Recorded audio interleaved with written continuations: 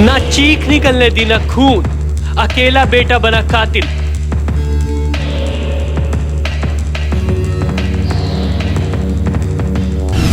माता पिता की सालगिरह पर बेटे ने दिया पूरे परिवार को मौत का तोहफा। जी हां, सुबह सुबह दक्षिणी दिल्ली के नेप सराय से एक ऐसी घटना सामने आई थी जिसने सबको खौफ में डाल दिया। दरअसल एक ही परिवार के 3 लोगों की बेरहमी से हत्या कर दी गई और इसलिए सब हैरान थे कि आखिर अपराधियों के हौसले इतने बुलंद कैसे हो गए कि वो घर में घुसकर 3 लोगों को मार देते हैं। पुलिस भी इस घटना को सुनकर परेशान हो गई। अब सवाल उठने लगा, क्या दिल्ली में जनता सेफ नहीं है? लेकिन कुछ घंटों बाद ही घटना का खुलासा भी हो गया। और तो और हैरान करने वाली बात ये रही कि हत्या करने वाला भी पुलिस के बीच ही घूम रहा था। कई घंटों की जांच करने के बाद जब अपराधी का चेहरा सामने आया तो पुलिस ने भी विश्वास नहीं किया।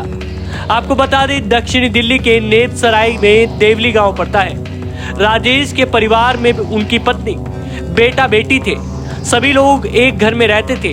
राजेश कुमार आर्मी से रिटायर थे। इस समय वो प्राइवेट सिक्योरिटी ऑफिसर के तौर पर कार्य कर रहे थे। लेकिन जिस दिन अपनी धर्म पत्नी के साथ बिताए गए कई सालों की यादों को याद करना था, उसी दिन एक ऐसी घटना हो गई जिसने सब छीन लिया। आपको बता दें, 53 वर्षीय राजेश, 47 वर्षीय कोमल और उनकी 23 वर्षीय बेटी कविता को किसी ने सोते हुए मौत के घाट उतार दिया। पूरे परिवार में अगर कोई बचा तो वो था बेटा। वही बेटा दावा कर रहा था कि वह सुबह सुबह मॉर्निंग वॉक पर गया हुआ था और इसी बेटे ने सबसे पहले मोहल्ले में रो रो कर शोर मचाया कि उसके पूरे परिवार का कत्ल कर दिया गया। और इसी ने पुलिस को भी फोन किया था और अपने माता पिता और बहन की हत्या के बारे में बताया था। साथ ही उसने अपने चाचा को भी फोन किया और उन्हें भी मामले की जानकारी दी थी। पुलिस मौके पर पहुंची और जांच शुरू हो गई। क्राइम टीम को भी मौके पर बुलाया गया। छानबीन के बाद तीनों मृतकों की बॉडी को पोस्टमार्टम के लिए नजदीकी अस्पताल भी भेज दिया गया। लोगों को भी समझ नहीं आ रहा था कि अचानक ऐसा क्या हुआ कि तीनों की हत्या कर दी गई। जरा सुनिए वहां के लोगों का क्या कुछ कहना था। पता लगा कि जो उनका बेटा है वो वर्कआउट करने गया हुआ था। तो वो आगे बताता है कि वो वर्कआउट करने गया हुआ था तो उसने आगे बताया कि मेरी मम्मी और बहन नीचे सो रहे थे और पापा ऊपर सो रहे थे। किसी ने आके तीनों को गला काट दिया।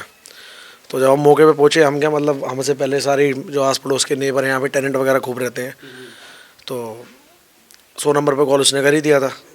तो जब हमने यहाँ जाके देखा कि उनको गला काटा हुआ है और उसकी मम्मी को भी ऐसे कवर करा हुआ है, कोई मतलब प्रोफेशनल किलर है या पता नहीं कौन है, क्योंकि जो ऑफेंस का कैटेगरी है वो बहुत हीनियस है और उसको हम कैटेगरी के सिंपल ऑफेंस हम मर्डर के साथ साथ जो उसको प्रोफेशनल तरीके से मारा हुआ है, जो उसको माँ की गर्दन को कवर करा हुआ है, चुन्नी से लपेट के आराम से बॉडी को रखा हुआ है, सिस्ट को भी बेड पे इस तरीके से लिटाया हुआ है कि कोई बोल नहीं सकता कि ये नॉर्मल है या वैसे रखा हुआ है। तो हमने देखा था कि बॉडी बिल्कुल ऐसे पड़ी हुई थी जैसे सोते हैं ना, नॉर्मली हम सोते हैं, मतलब सेम ऐसी बॉडी थी। ब्लैंकेट ओढ़ा हुआ था तन्नू ने और उसके एक कट यहाँ पे था, ठीक है, और ऐसे वो डेथ हो रही थी।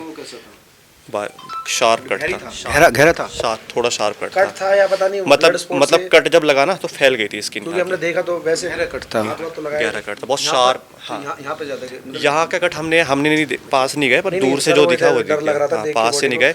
और आंटी के साथ ऐसा लग रहा था कि हाथापाई हुई है, उनकी बदमाशों की हाथापाई भी हुई है, क्योंकि जब गेट खुला ना तो चप्पल फैले हुए थे।